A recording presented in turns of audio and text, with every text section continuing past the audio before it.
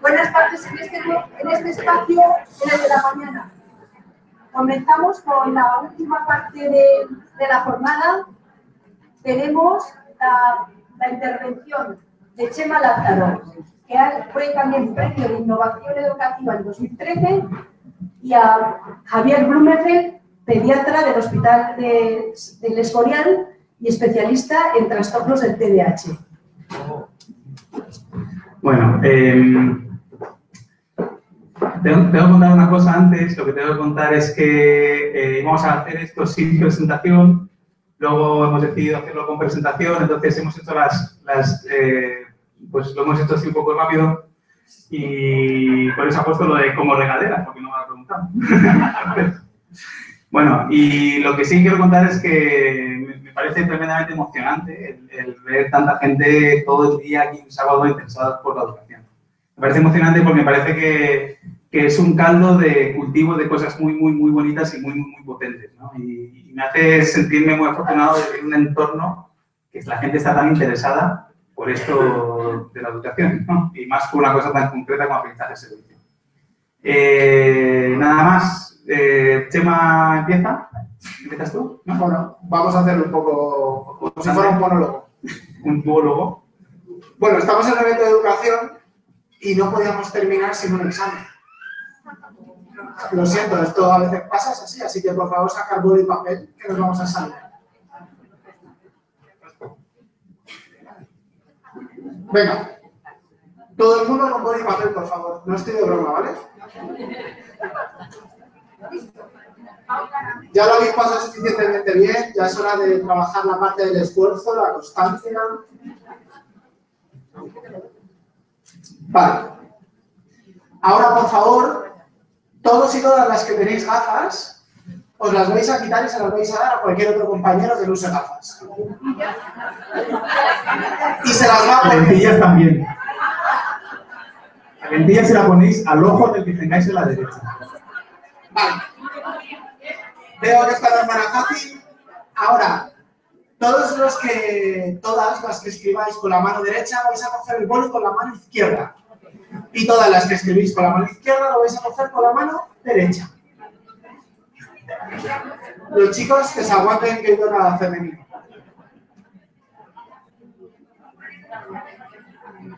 Vale. Y ahora, por favor, todos los nombres que contengan la letra R, N y B os ponéis de pie. R, N y B, os ponéis de pie. Era obvio que no nos conocemos de nada y esto es pura fe, ¿vale?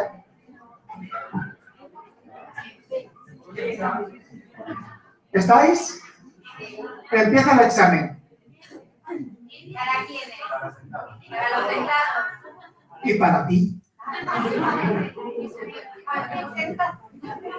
Vale.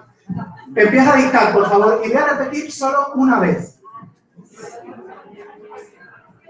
Las autoridades científicas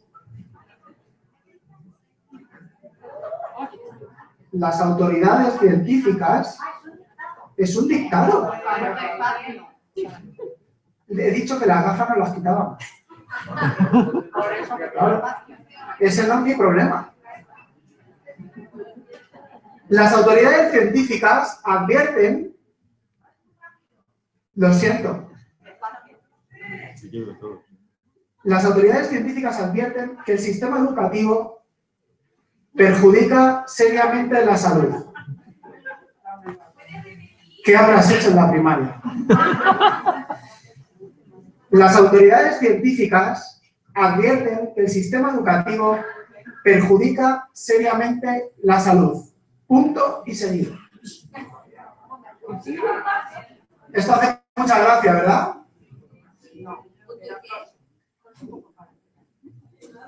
¿Cómo que no puedes? ¿Qué problema de escribir tienes? Yo no entiendo.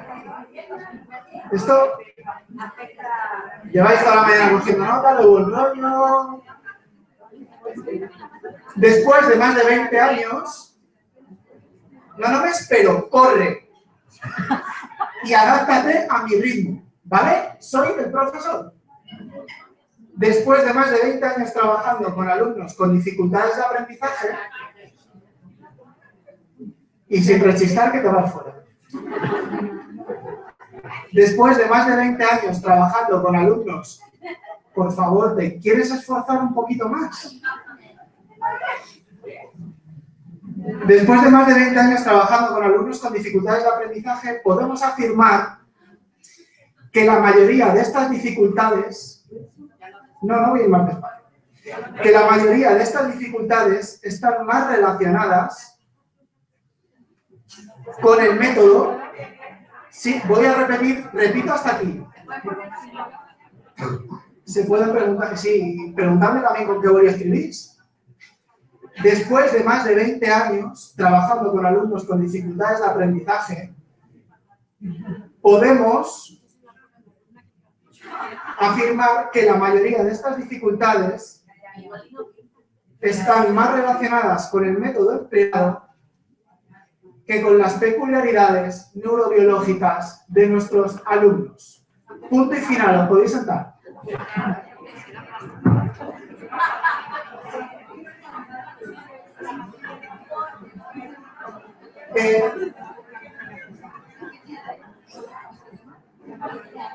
Vale.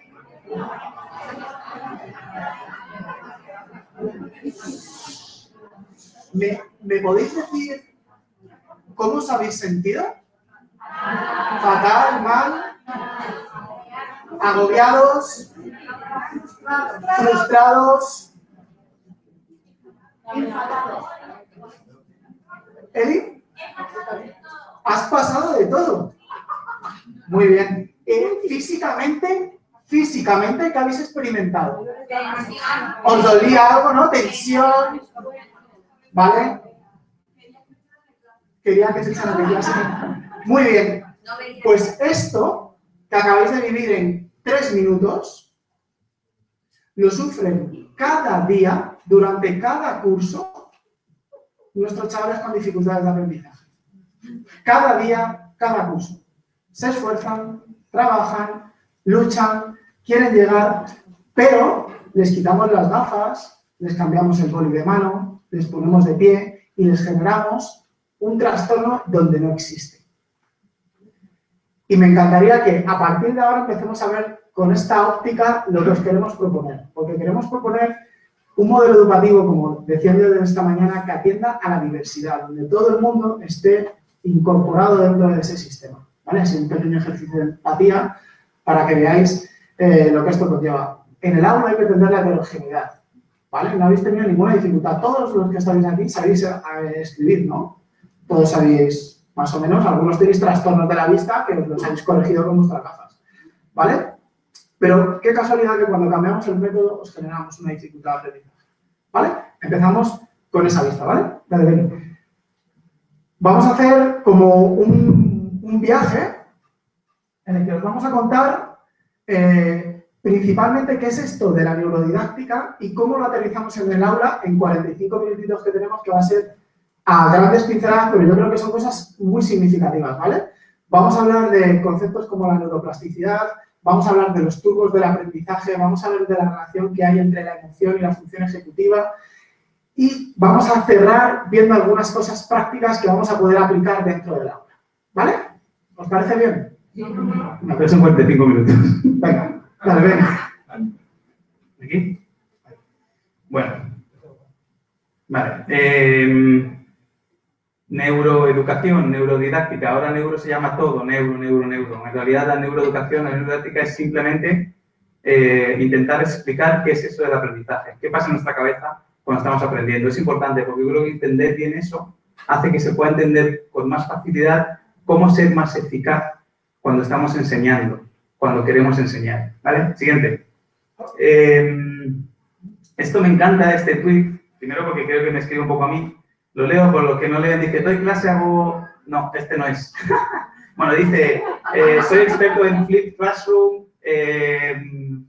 clases invertidas, gamificación y Gromenauer. Entonces, la siguiente frase es, qué bonito, ¿dónde das clase? Y dice, no, yo es que me dedico a dar charlas. ¿Vale? Entonces, yo tengo una amiga que es profesora y que quiero mucho y que dice que soy farsante. Y no le falta razón. No me falta razón porque es muy fácil para mí hablar de neuroeducación y yo no soy profesor.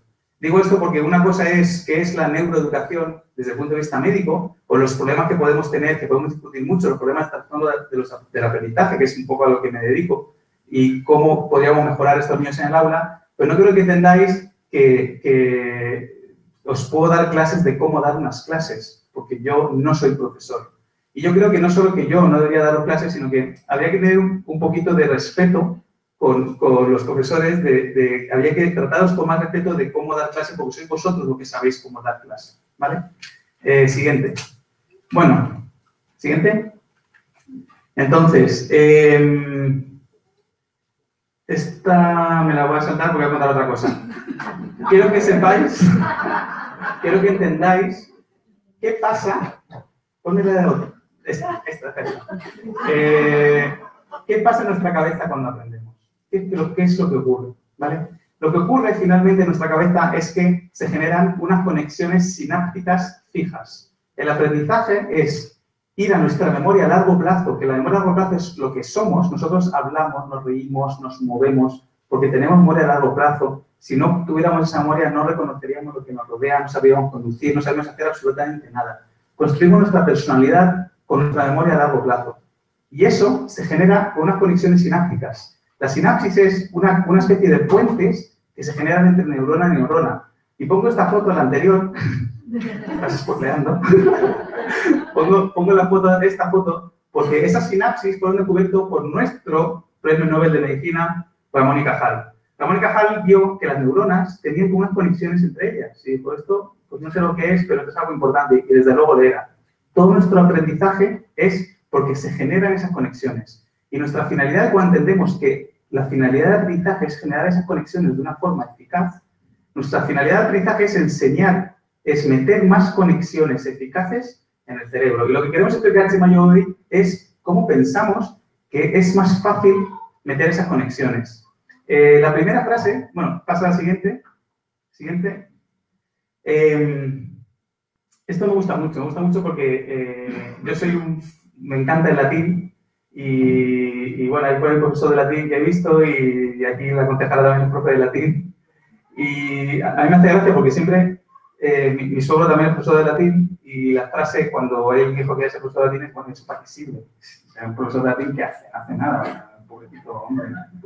Bueno, pues me parece una pérdida que no sepamos más latín, porque el latín nos da tantas claves tan bonitas y tan interesantes de las cosas que pasan en nuestra vida. Y una de las palabras que nos enseña es aprender. Porque aprender en el latín, y me corriges María José y Paco si me equivoco, viene de aprehender, que es ir hacia, y ender, que es agarrar. ¿Vale? Los romanos entendieron que aprender es que algo se te agarra en la cabeza. Mi hijo, que le encantan los pájaros, cuando fuimos a hacer un reconocimiento de pájaros, si habéis anillado pájaros, veréis que hay una red que tú coges los pájaros y luego los recuperas. Pues mi hijo dijo, pues aprender es como esto, es como cuando un pájaro se queda en una red. Y realmente es eso. Se queda en esa red, pero tú sabes en qué red está y cuando lo quieres recuperar, tu cerebro lo recupera. Eso es aprender. Entonces, se generan conexiones como una enredadera que hacen que cambie nuestro cerebro. Y eso es alucinante, porque cada vez que aprendemos algo, en nuestra cabeza se genera conexión. Y si esa palabra la repetimos varias veces, esa conexión se hace muy, muy, muy potente. Entonces, si nosotros, por ejemplo, no sabemos que ayin en hebreo, que significa ojo, yo digo mucho ayin, ahora mismo tenéis una conexión en vuestra cabeza, que si se repite y la aprendéis y la repetís, eso va a hacer que esa conexión se haga fija y que esa palabra la sepáis. Eso, así aprendemos los idiomas, pero así aprendemos todo. Es alucinante pensar que cada vez que alguien se nos presenta y que no sabemos su nombre, se genera una conexión en nuestra cabeza. Eso es aprender. ¿Vale? Siguiente. Bueno, entonces, siguiente. Es muy larga. Vale. Vamos a hablar de uno de los grandes hallazgos de la neurodidáctica, de la neurociencia, que nos da muchas pistas de qué cosas podemos aplicar dentro del aula. ¿Os suena esto de qué es la neuroplasticidad o la plasticidad cerebral?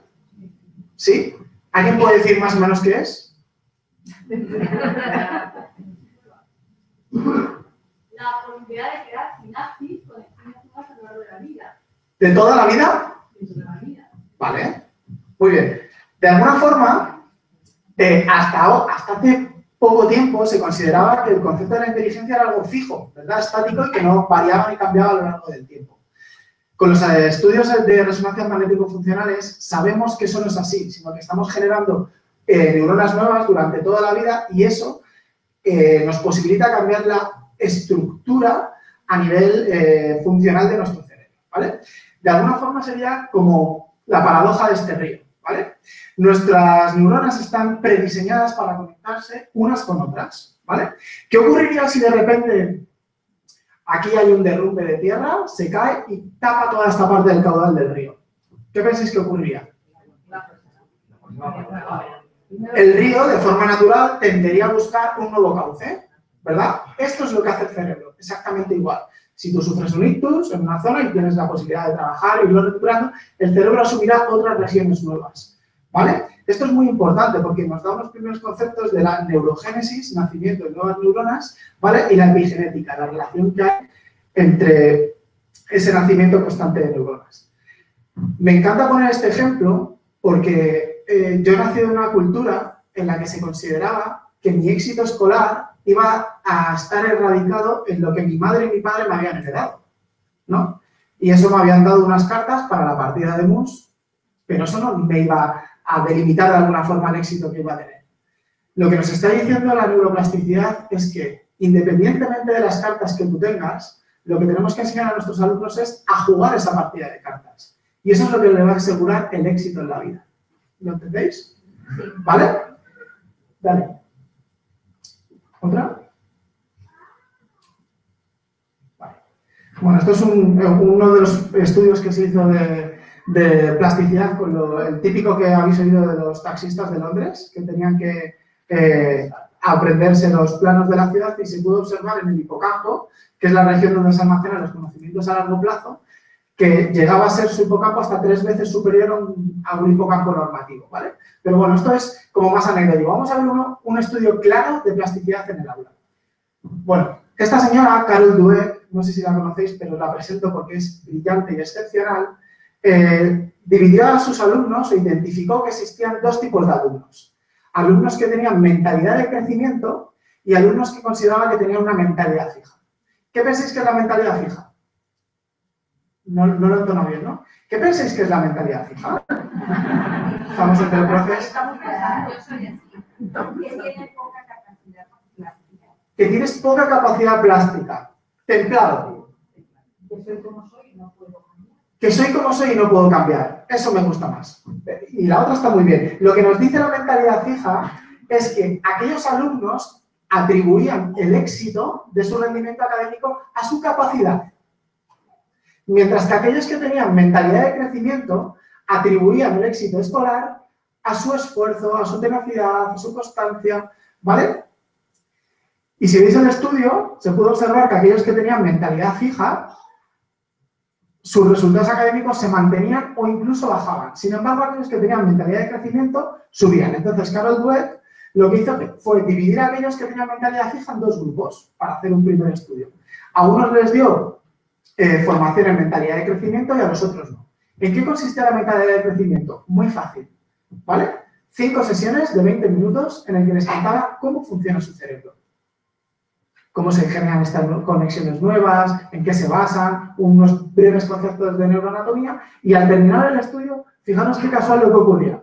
Aquellos que tenían mentalidad fija seguían teniéndola e incluso empeoraban. Y cuando terminó el estudio con aquel grupo experimental, repuntaron y mejoraron sus resultados académicos. Realmente significativo esto, ¿verdad?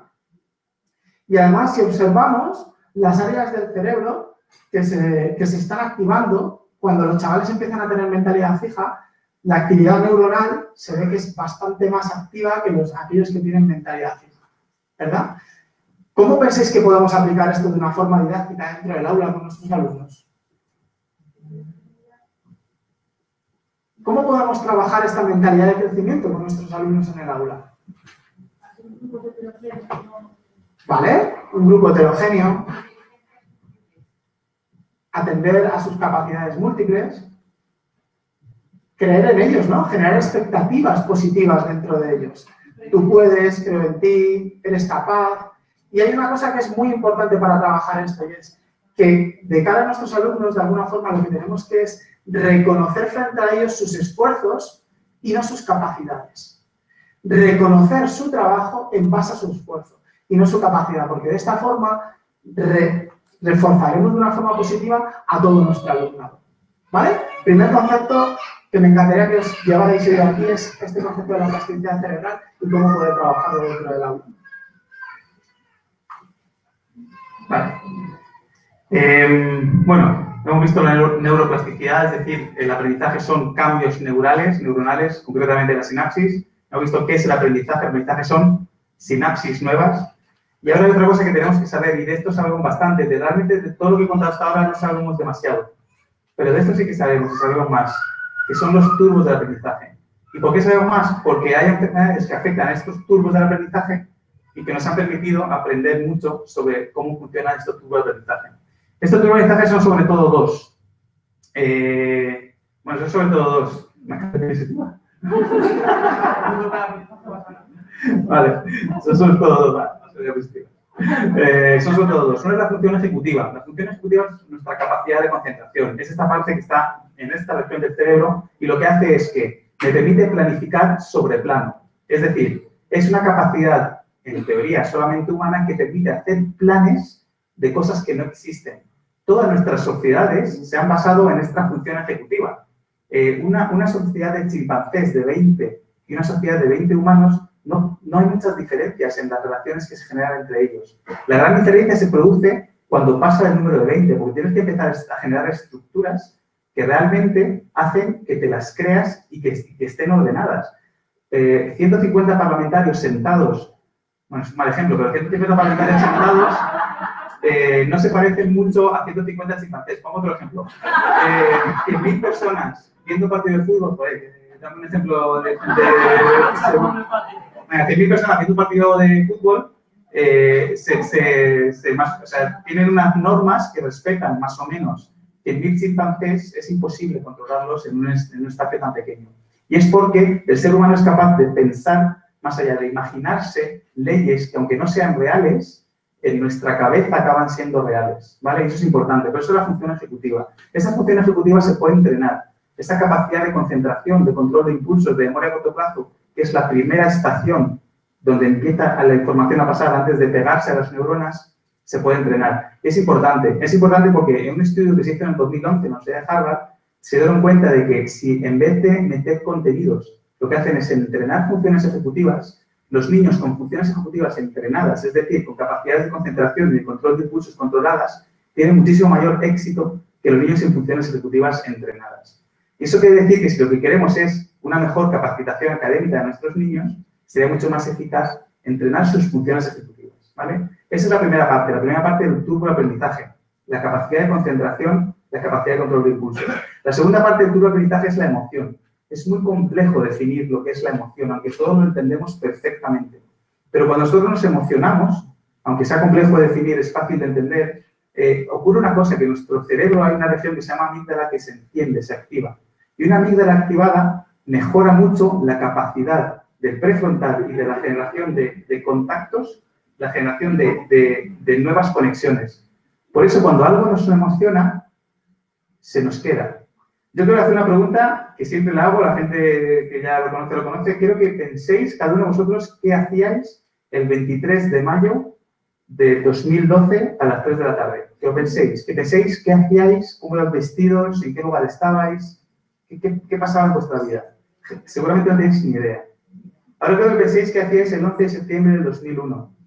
¿Dónde estabais? ¿Con quién estabais? ¿Qué comíais? O sea, tenemos capacidad de almacenar información absolutamente absurda, porque iba con muchísima emoción.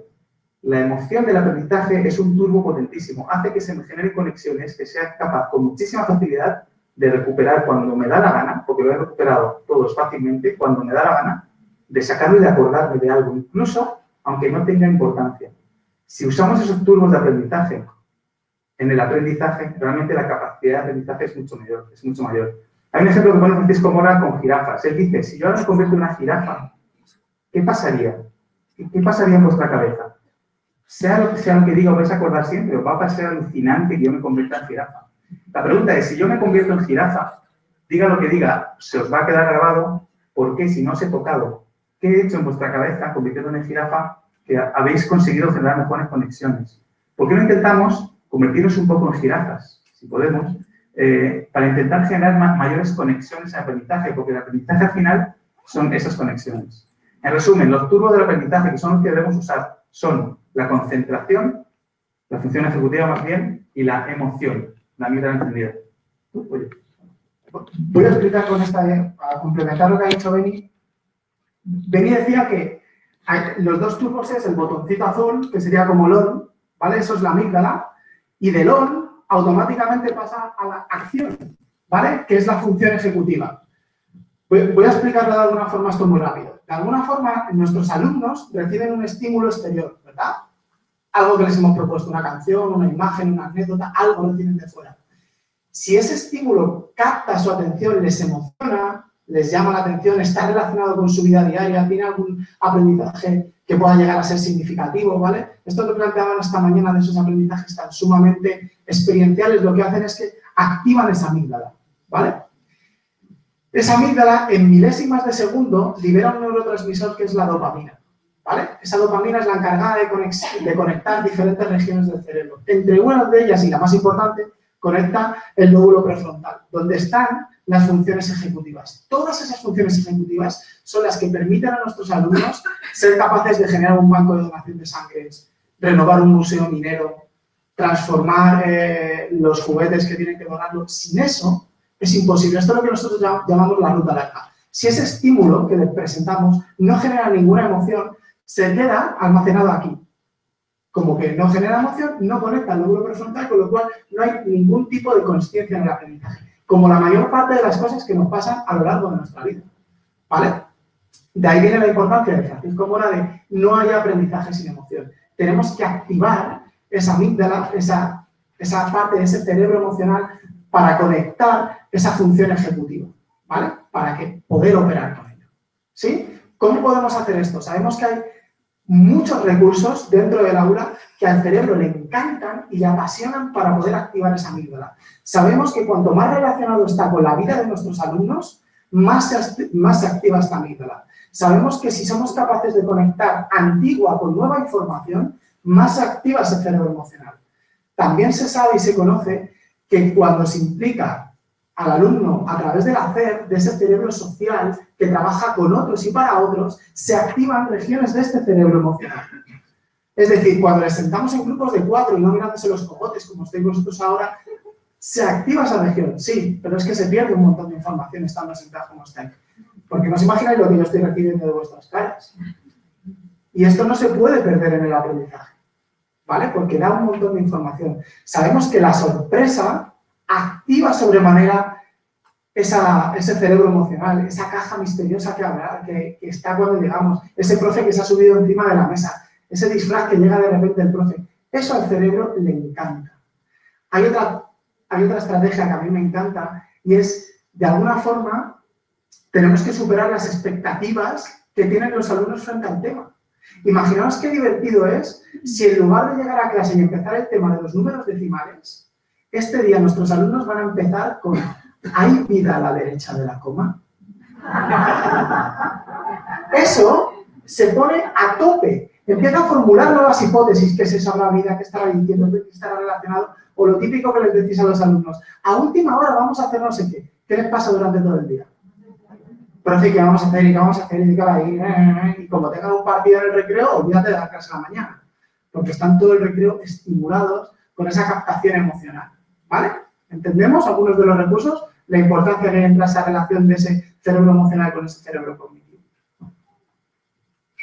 Bueno, de alguna forma, tenemos que ser esto con nuestros alumnos. ¿Habéis visto la peli? Sí. ¿Sí? ¿Cómo es posible que esa banda de pijos termine tocando Led Zeppelin?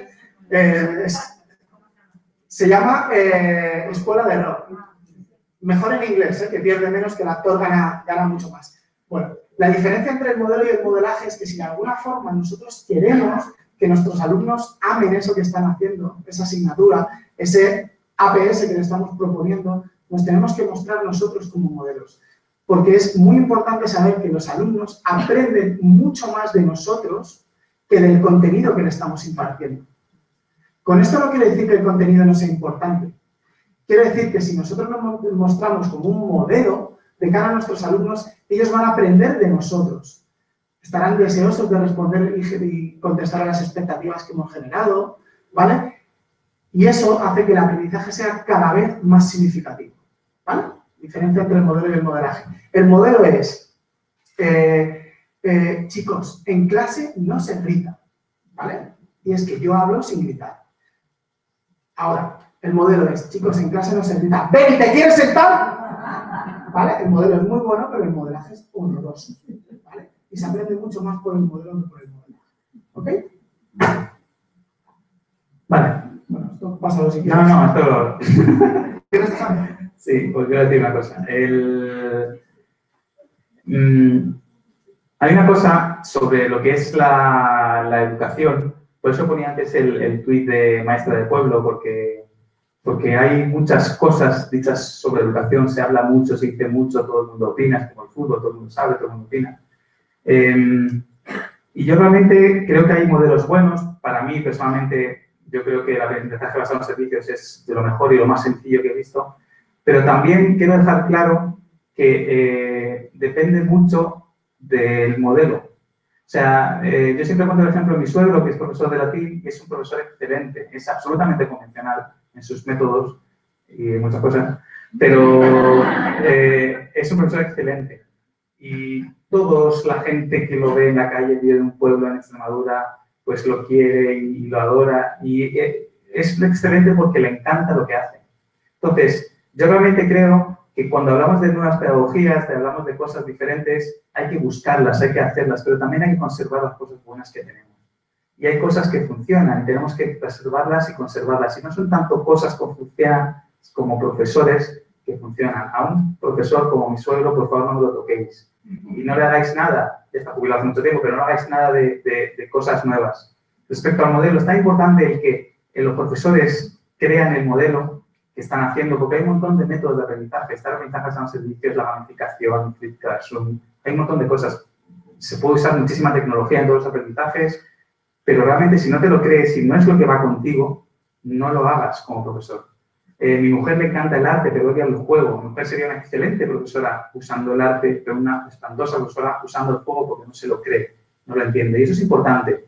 Tenemos que, como profesores, yo no soy, vosotros tenéis que el modelo realmente os impregna a vosotros, os apasione y que escojáis un modelo que esté bien, que funcione. ¿Vale? Siguiente. Este me ha servido de diapositiva. Siguiente. Vale. ¿Aquí acabamos? No, vamos. Bueno, vamos a ir.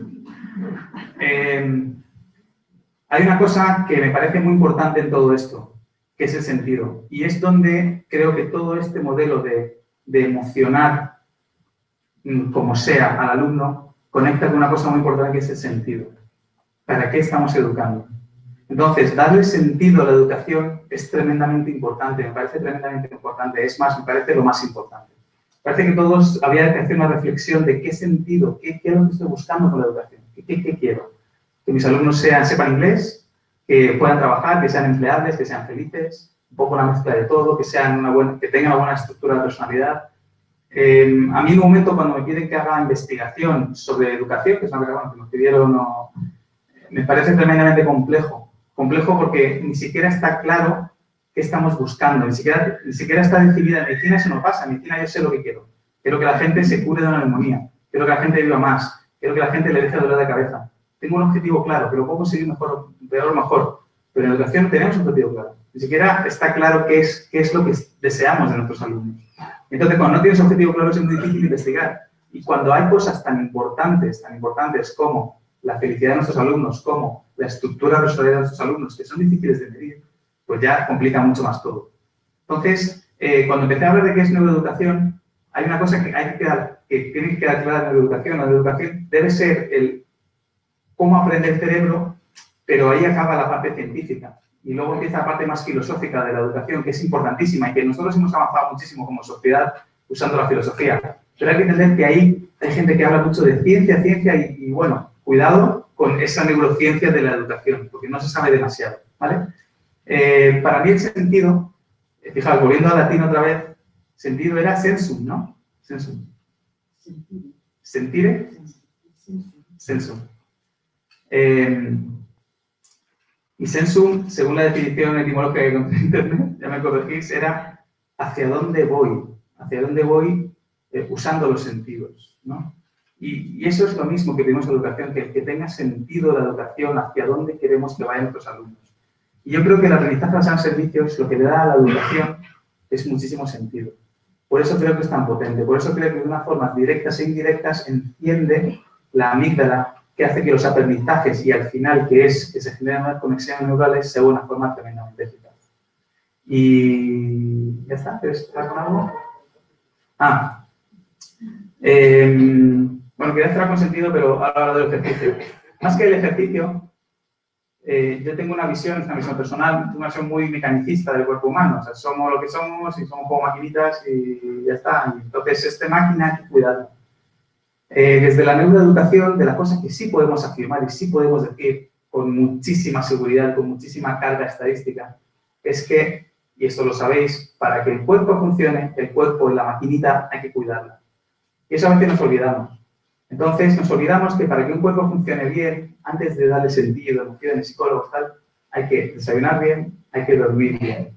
Y lo digo porque, según las últimas estadísticas, tenemos un 12% de niños que no duermen adecuadamente, tenemos un 34% de niños que no desayunan adecuadamente. A ver si el problema del aprendizaje que estamos teniendo es por esa falta de sueño, por esa falta de desayuno. Entonces, somos un cuerpo mecánico, yo creo que tenemos que empezar por ahí. Ese cuerpo mecánico, esa buena cuidar del cuerpo hace que mi dopamina funcione mejor, mis neuronas se conecten mejor, hace que todo funcione mejor. Y lo vemos, el ejercicio físico también tiene mucho que ver con ese aprendizaje. Pero vemos, cuando estamos haciendo deporte, dormimos bien, desayunamos bien, nuestra capacidad de aprendizaje es buenísima, pero no solo aprendizaje. Nuestra capacidad de control de impulsos es buenísima, o mejor de lo que suele ser. Nuestra capacidad de ansiedad, nuestra cantidad de ansiedad es mejor. ¿Entendéis? El cerebro, en definitiva, es una maquinita. Y muchas veces yo creo que nos olvidamos de lo básico, que es cuidar lo básico de nuestra maquinita, ¿vale? Que es dormir, comer, hacer deporte. ¿Vale? Siguiente. Y ya está. Vale. Bueno, vamos a cerrar con esto, que es un poco un modelo de aprendizaje de todo esto así que hemos atropellado, ¿vale? Es un modelo centrado en 4 fases de cuál es el curso natural del aprendizaje del cerebro y voy a intentar ligarlo con lo que nos ha contado Russell esta mañana, ¿vale? Al inicio hay que generar acciones que activen esas amígdalas, generar un problema, plantear un problema. Oye, ¿cómo mejoramos que las golondrinas vuelvan a anidar en Sant Joan d'Espí? Sant Joan d'Espí. ¿Cómo podemos hacer? Y esta es una actividad motivacional, ¿no? Y a partir de ahí empezamos a ver qué saben nuestros alumnos sobre esos temas, ver qué contenidos manejan. ¿Y cuál es la finalidad de que esto lo hagan? Sabemos que el aprendizaje es muchísimo más significativo cuando nuestros alumnos son capaces de conectar esa información antigua que tienen en sus cajitas almacenadas, en su hipocampo, en sus memorias a largo plazo, con esa información novedosa que vamos a presentar. Porque muchos de ellos seguramente que han ido a alguna aula de la naturaleza, han estado en el CELA con Fernando a lo mejor y les está contando algo, y eso lo que hace es que vinculan esa información que ellos tienen con el problema nuevo. A partir de ahí comienza una parte de construcción del conocimiento. Empiezan a indagar, a buscar la información de cómo podemos dar respuesta a eso, ¿vale? Y ahí empiezan a construir el aprendizaje. Cuando lo tienen construido, consolidan el aprendizaje. ¿Cómo lo consolidan? Llevándolo a la acción, ¿vale? Poniéndolo en práctica, siendo esos sujetos activos de ese aprendizaje. Creando los nidos, haciendo la campaña de recogida de juguetes, etc, ¿vale? Y por último, tienen esa evaluación final de esos resultados. Hemos alcanzado los resultados, ¿no? Hablaban esta mañana de que a veces habían cometido errores, ¿verdad? De predicción, pues oye, no lo hemos conseguido, ¿por qué? Evalúan. Y eso es un ejercicio súper potente para nuestros alumnos. Eso es otra de nuestras funciones ejecutivas que se llama la metacognición, en el que nuestros alumnos sean conscientes de su propio proceso de aprendizaje. Y ahí encuentran no solo el para qué, sino el por qué. ¿Vale? ¿Pasa? Que hay que respetar el turno. Lo que pretendemos es, de alguna forma, generar en nuestras clases abiertamente un estado positivo para el aprendizaje, ¿vale? Para que se genere una relación en el cerebro de nuestros alumnos entre el aprendizaje y el placer que les perdure y les dure para toda la vida. Y eso es lo que consideramos y llamamos ese aprendizaje significativo.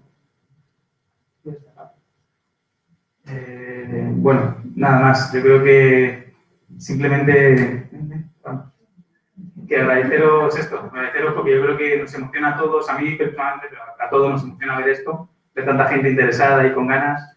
A mí además me emociona personalmente que la gente empiece a entender conceptos como neurodidáctica que pasa en el cerebro. A mí que la gente en la calle empiece a hablar de la sinapsis y la amígdala y tal, pues me parece genial, me parece que nos da mucha calidad como pueblo. Y ya está. Estaba pensando en Escoeduca 3, se nos ha ocurrido alguna cosa, luego te lo contamos, señora alcaldesa. Y nada más, muchas gracias. Quiero cerrar.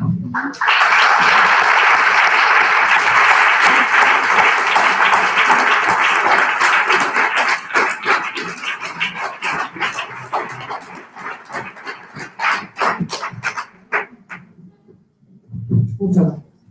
Bueno, se han dicho tantas cosas. Un momento.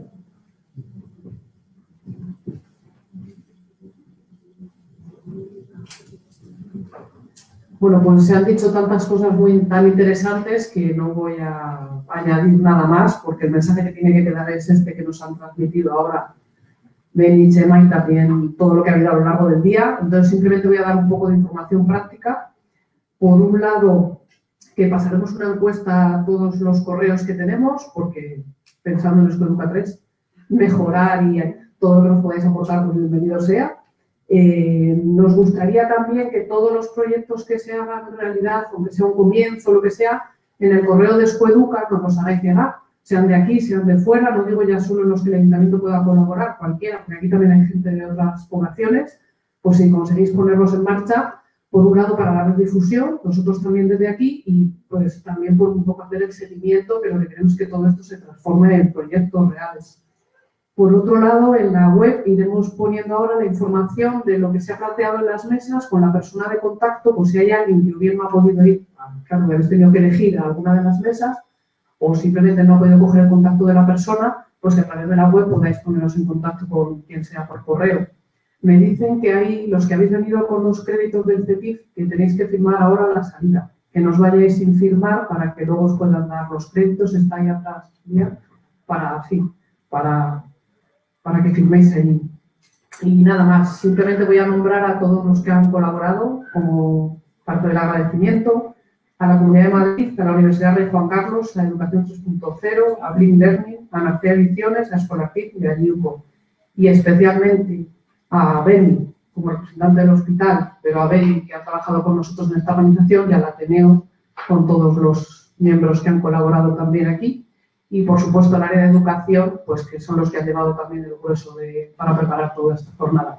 Nada más. Muchas gracias. Ahora,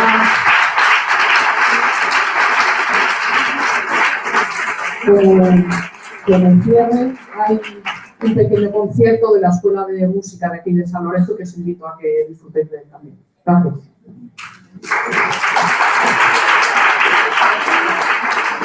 ¿Dejamos la misión ya o la dejamos?